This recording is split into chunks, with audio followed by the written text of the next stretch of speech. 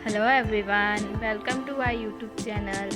Friends, आज के इस वीडियो में हम ओल्ड पेंशन स्कीम की जो न्यू अपडेट है उसकी सारी इन्फॉर्मेशन लेके आए हैं। पुरानी पेंशन की बहाली को लेकर वित्त मंत्रालय का जवाब, क्या ओपीएस मिलेगा या नहीं, इसके बारे में सारी इन्फॉर्मेशन हम इस वीडियो में बताने वाले हैं। तो ओल्ड पेंशन स्कीम से जुड़ी लेटेस्ट अपडेट जानने के लिए हमारा ये वीडियो पूरा देखिएगा। तो चलिए शुरू करते हैं आज का ये वीडियो। ओपीएस यानी ओल्ड पेंशन स्कीम। सरकारी कर्मचारी पुरानी पेंशन स्कीम को लेकर मांग कर रहे हैं। सरकार द्वारा अब कर्मियों की इस मांग पर अपना जवाब देना होगा। लाखों सरकारी कर्मचारियों के मन में यह सवाल है कि क्या पुरानी पेंशन स्कीम लागू किया जाएगा या एनपीएस को ही निरंतर जारी रखा जाएगा। केंद्र सरकार ने इस पर अपना जवाब सुनाया है कि पुरानी पेंशन की मांग कर रहे कर्मचारी संगठनों को अंतरिम बजट पेश होने से पहले ही सरकार ने अपना जवाब दे दिया है। आपको बता दें कि 11 जनवरी को पुरानी पेंशन बहाली संयुक्त मंच नेशनल जॉइंट ऑफ एक्शन ने पुरानी पेंशन बहाली को लेकर वित्त मंत्रालय को पत्र लिखा है। तो फ्रेंड्स, जैसा हमने बताया अभी कि जो पुरानी पेंशन स्कीम है उसके लिए सरकारी कर्मचारी मांग कर रहे हैं और सरकार द्वारा जो कर्मचारियों को इस मांग पर अपना जवाब देना होगा। तो लाखों कर्मचारियों के मन में ये सवाल है कि क्या पुरानी पेंशन स्कीम लागू होगी, ओपीएस स्कीम लागू होगी या एनपीएस यानी न्यू पेंशन स्कीम ही जारी रहेगी। पिछले सप्ताह को वित्त विभाग की ईवी ब्रांच ने इस पत्र का जवाब दिया। इसमें यह कहा गया है कि एनपीएस के मामले पर वित्त मंत्रालय की सचिव की अध्यक्षता में गठित कमेटी इस पर staff side of national counselling 2 round की विस्तृत चर्चा की है। गठित कमेटी ने साइड ऑफ नेशनल काउंसिलिंग के महत्वपूर्ण सुझाव को नोट किया है। National joint counselling of action द्वारा 11 जनवरी को भेजे गए अपने पत्र में जिन बातों का जिक्र किया है उन्हें पहले ही कमेटी के समक्ष रख दिया गया है। यानी फ्रेंड्स, जो पुरानी पेंशन स्कीम है उसे नेशनल जॉइंट ऑफ एक्शन ने पुरानी पेंशन स्कीम की जो बहाली है उसके लेकर वित्त मंत्रालय को एक लेटर लिखा था और पिछले सप्ताह को जो वित्त विभाग है उसकी ईवी ब्रांच ने इस लेटर का जवाब दिया है।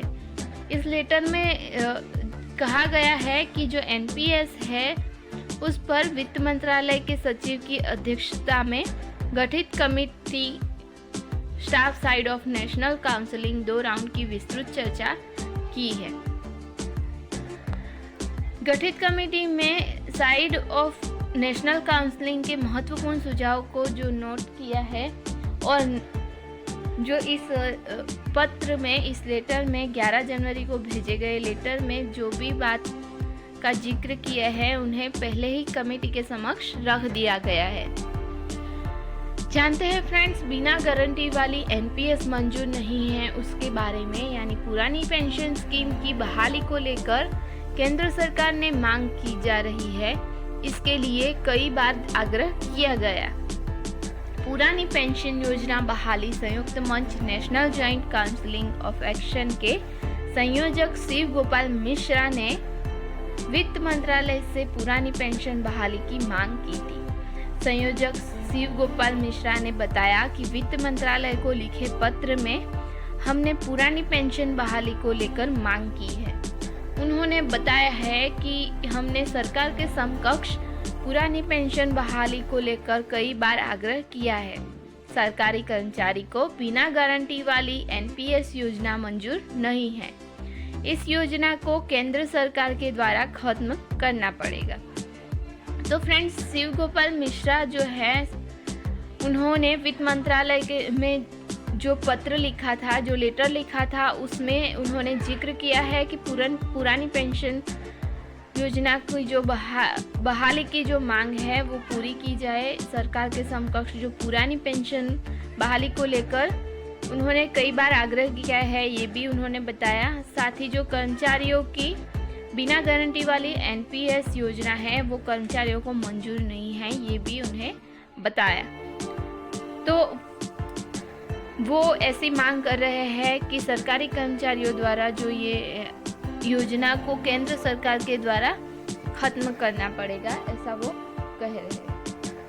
उन्होंने कहा है कि सरकारी कर्मचारियों को गारंटी वाली पुरानी पेंशन की बहाली चाहिए। इन्हें गारंटी वाली और पुरानी पेंशन बहाली से कम कुछ भी मंजूर नहीं है। शिव गोपाल मिश्रा ने भेजे जाने वाले पत्र में केंद्र सरकार के कर्मचारी जिनमें रेलवे, रक्षा, डाक, आयकर, अकाउंटेंट एंड ऑडिट, केंद्रीय सचिवालय आदि का जिक्र किया था। इसके अलावा पत्र में स्वायत्त प्राप्त संगठन, केंद्रीय अर्धसैनिक बल, सभी राज्यों के कर्मचारी, यूटी क्षेत्रों में कर्मी, प्राथमिक टीचर, हाई स्कूल टीचर, उच्च शिक्षा विभाग, कॉलेज एवं यूनिवर्सिटी टीचर को भी पुरानी पेंशन के दायरे में लाने की बात की है। यानी फ्रेंड्स, शिव गोपाल मिश्रा ने जो लेटर केंद्र सरकार को भेजा था उसमें उन्होंने केंद्र सरकार के जो कर्मचारी हैं जैसे रेलवे, रक्षा, डाक, आयकर, यानी रेलवे में फिर रक्षा, फिर पोस्ट में, फिर इनकम टैक्स में, अकाउंटेंट एंड ऑडिट में और केंद्रीय सचिवालय में जो सरकारी कर्मचारी काम कर रहे हैं उन सभी का जिक्र किया था। साथ ही जो स्वायत्त प्राप्त संगठन है, केंद्रीय और सैनिक बल है और सभी राज्यों के कर्मचारी, यूटी क्षेत्रों के कर्मी, primary teacher, high school teacher, उच्च शिक्षा विभाग यानी हायर एजुकेशन बोर्ड, कॉलेज और यूनिवर्सिटी के टीचर्स को भी इस ओल्ड पेंशन स्कीम में लाने की बात कही थी। जानते हैं अंतरिम बजट में ओपीएस पर साफ होगी स्थिति, उसके बारे में। तो 1 फरवरी को पेश किए जाने वाले अंतरिम बजट में ओपीएस को लेकर स्थिति साफ होगी। सूत्रों के मुताबिक 1 फरवरी को यह साफ हो जाएगा कि कर्मचारियों को पुरानी पेंशन का लाभ दिया जाए या एनपीएस जारी रहेगी। यह भी देखा जा सकता है कि केंद्र सरकार अंतरिम बजट में एनपीएस को ज़्यादा से ज़्यादा आकर्षक बनाने का मसौदा तैयार कर सकता है। एनपीएस में जमा हो रहा कर्मियों का 10% पैसा और इसके साथ ही सरकार का 14% पैसा, इसमें सरकार का बड़ा बदलाव कर सकती है। अब सरकार से यह उम्मीद है कि वह जिस प्रकार से पुरानी पेंशन स्कीम यानी ओल्ड पेंशन स्कीम में ओपीएस में गारंटीकृत शब्द एक भरोसा देता है, वैसा ही शब्द एनपीएस में भी जोड़ दिया जाए। यह भी देखने को मिल सकता है कि डीए डीआर की दरों में बढ़ोतरी होने से एनपीएस में उसका आंशिक फायदा कर्मियों को कैसे दिया जाए, इस पर कुछ नया देखने को मिलेगा।